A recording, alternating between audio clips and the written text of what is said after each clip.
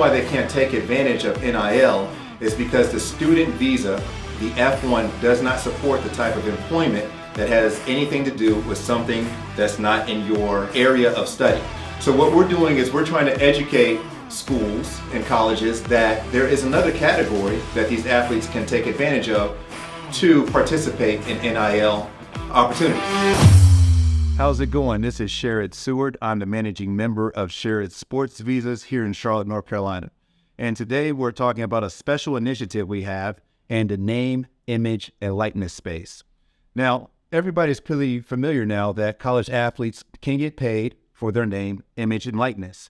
But there's a certain category of students that cannot, typically. And that is the international students who are typically attending school under an F1 student visa.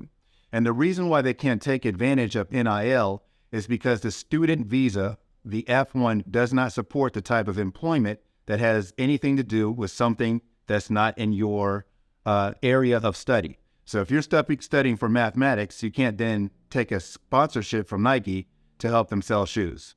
And that's pretty much why, in a nutshell, student athletes are not able to take advantage of NILs across the nation.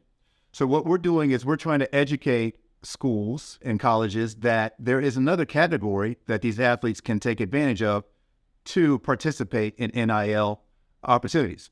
One is the P1 visa, which is for internationally recognized athletes, and the other one is the O1 visa, which is for foreign nationals with extraordinary abilities.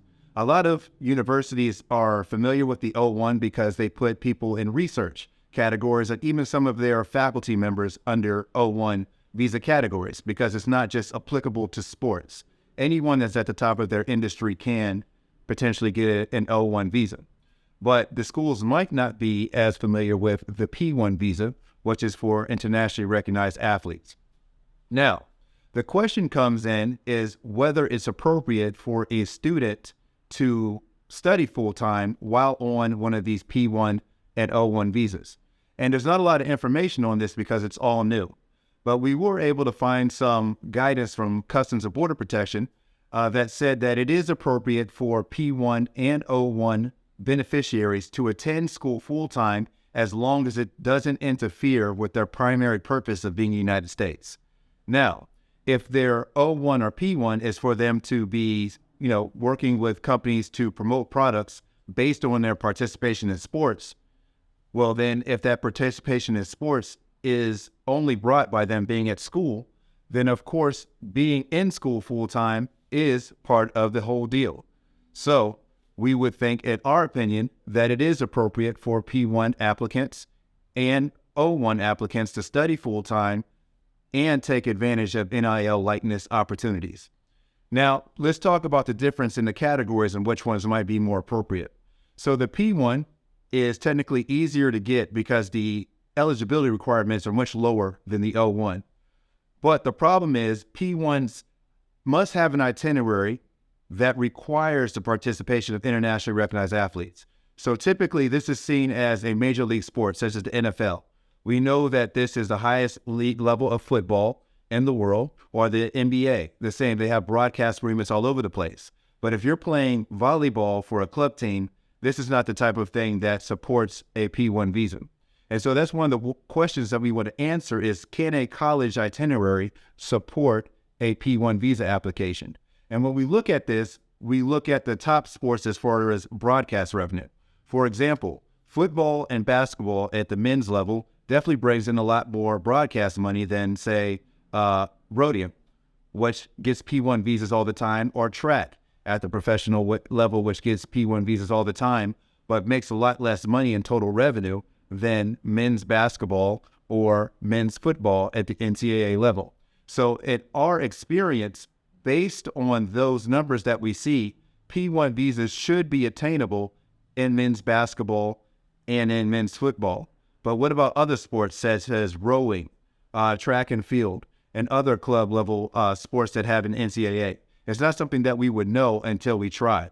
Now, on the other end of the spectrum is the O1A visa, which is much harder to get than the P1 in most circumstances because you have to show that you're at the top of your field in order to get one.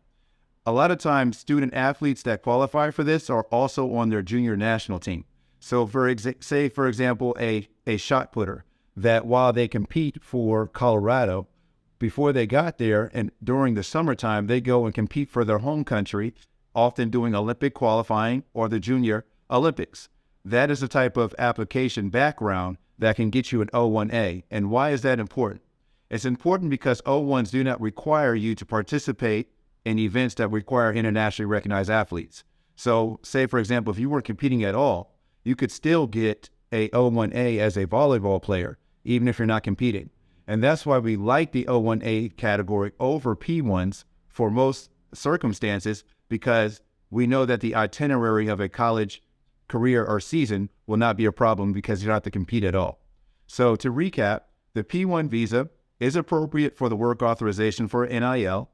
It is appropriate for NCAA students to get one, but depending on the sport, it might not be qualified because the sport doesn't have the notoriety necessary to obtain the itinerary portion of it.